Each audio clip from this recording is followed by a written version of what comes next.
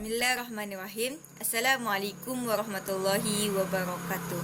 Perkenalkan, saya Wahyuni dengan NIM 2121102 dari Fakultas Tarbiyah dan Ilmu Keguruan IAIN Bukit Tinggi, Prodi Pendidikan Agama Islam semester 1 PAIC. Di sini saya akan menjawab mengenai UTS Sejarah Peradaban Islam.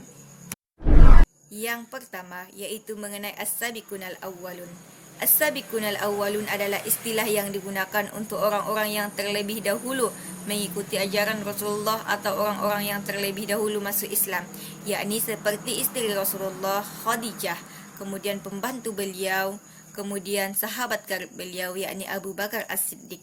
Dalam hal ini Abu Bakar As-Siddiq ikut serta, yakni berkat suaranya ada beberapa di antara yang masuk Islam, di antaranya yaitu seperti Utsman bin Affan, Bilal bin Rabah, dan yang lain-lainnya.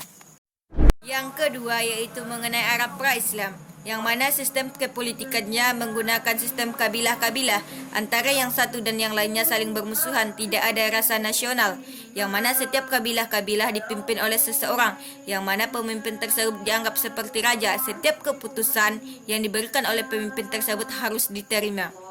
Kemudian sistem sosial dan kemasyarakatannya, yang mana pada masa ini menggunakan sistem kemasyarakatan yang sangat jahiliyah karena laki-laki menganggap remeh terhadap wanita, bahkan pergaulan antara laki-laki dan wanita sangatlah tidak diwajarkan.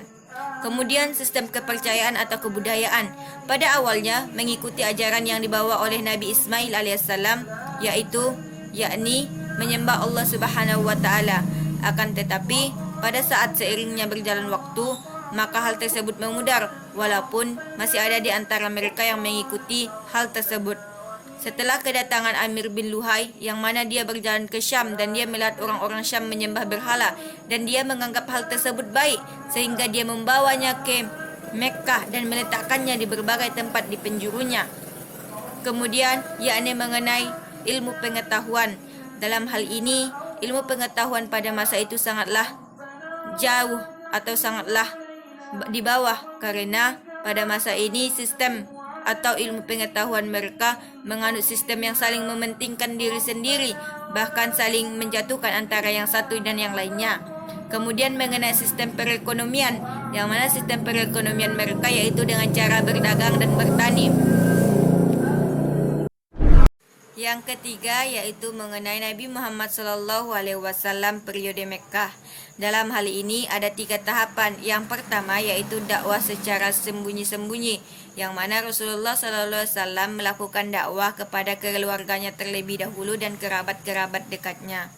Yang kedua yaitu mengenai dakwah secara terang-terangan, yang mana dalam hal ini Abu Thalib sangat mendukung Rasulullah, sehingga Rasulullah memiliki tekad yang kuat untuk melanjutkan dakwahnya. Walaupun begitu, ada beberapa dari kafir Quraisy yang sangat membenci akan hal tersebut, sehingga mereka meminta kepada Abu Thalib untuk menyuruh Muhammad untuk menghentikan dakwah tersebut.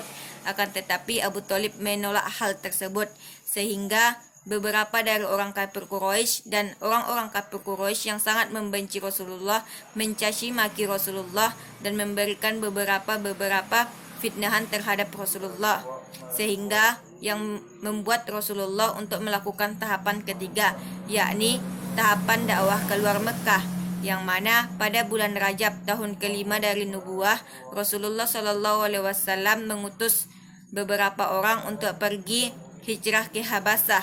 Kemudian dengan hal tersebut masih ada beberapa dari Quraisy yang masih membenci dan menentang dan melakukan penindasan terhadap Nabi Muhammad SAW. Kemudian Nabi Muhammad SAW mengutus beberapa orang kembali untuk pergi hijrah kedua kalinya. Kemudian Rasulullah SAW pada tahun ke-10 nubuwah, Rasulullah SAW pergi ke Taif, dan setiap perjalanannya Rasulullah mengajak kabilah-kabilah yang mereka lewati untuk mengikuti ajaran Rasulullah dan menyembah Allah Subhanahu wa taala. Akan tetapi tidak ada satupun yang mau mengikuti hal tersebut, hingga Rasulullah SAW tiba di Thaqif. Dia mengajak pemimpinnya untuk menyembah Allah Subhanahu wa taala, akan tetapi beliau menolaknya. orang pemimpin tersebut menolak hal tersebut, sehingga Rasulullah dicaci maki bahkan dilempari dengan batu. Kemudian Rasulullah SAW dilindungi oleh pembantunya hingga tibalah bulan haji, yang mana Rasulullah kembali ke Mekah dan akhirnya dia mendakwahkan kepada orang-orang yang datang ke Mekah atau orang-orang yang datang haji, sehingga orang-orang yang datang haji pada saat pulang ke negerinya masing-masing mengajarkan dan mengamalkan dakwah Nabi Muhammad SAW dan menyebarluaskan akan dakwah tersebut. Yang keempat yaitu mengenai Rasulullah periode Madinah. Dalam hal ini ada 3 tahapan. Yang pertama yaitu Rasulullah membentuk masyarakat baru, yang mana awal-awalnya Rasulullah membangun masjid, yang mana Rasulullah turun langsung dalam pembangunan tersebut. Kemudian tujuan dari masjid tersebut yaitu sebagai tempat beribadah atau tempat sholat, kemudian tempat menuntut ilmu agama Islam, dan tempat tinggal bagi kaum muhajirin yang datang yang tidak memiliki tempat tinggal dan tidak mempunyai harta. Dalam hal ini juga Rasulullah mempersatukan antara kaum muhajirin dengan kaum Ansor. Yang kedua yaitu melakukan perjanjian dengan pihak Yahudi, yang mana isi-isi perjanjian tersebut yaitu untuk pihak Yahudi agama mereka dan untuk pihak Muslim agama mereka, dan antara pihak Yahudi dan pihak Muslim harus saling bahu-membahu dan tidak ada yang saling menjatuhkan, dan harus saling menasihati. Dan barang siapa yang mengingkari perjanjian tersebut, maka dialah seorang yang jahat atau yang salim. Kemudian yang ketiga yaitu mengenai harta rampasan perang. Ketika kabilah dagang musyrik berjalan dari Sam menuju Mekah, maka ini adalah kesempatan emas bagi kaum Madinah, yakni kaum kabilah atau kabilah dagang musyrik memiliki harta atau membawa harta yang sangat banyak. Ketika perang Badar, dapatlah kaum Madinah akan harta rampasan perang tersebut, sehingga mereka hasilnya dibagi-bagi kepada kaum-kaum Madinah. Kemudian turunlah ayat yang memerintahkan agar melakukan puasa dan membayar zakat. Dengan adanya perintah atau syariat tersebut membantu kaum Madinah yang kekurangan. Selanjutnya yang kelima yaitu mengenai ayat tentang dakwah secara sembunyi-sembunyi dan terang-terangan.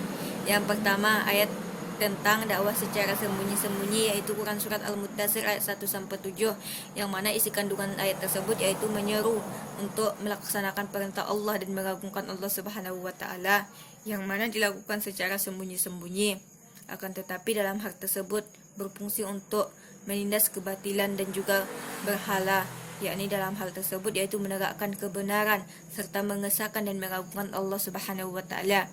Kemudian ayat yang menyatakan tentang perintah untuk dakwah secara terang-terangan yaitu Quran surat Al-Hijj ayat 94, yang menyatakan bahwa Bismillahirrahmanirrahim, fasda bima tu'maru wa'anid anil musyrikin, yang artinya maka sampaikanlah olehmu Muhammad secara terang-terangan atas apa yang telah diperintahkan kepadamu dan hindarilah orang-orang musyrik.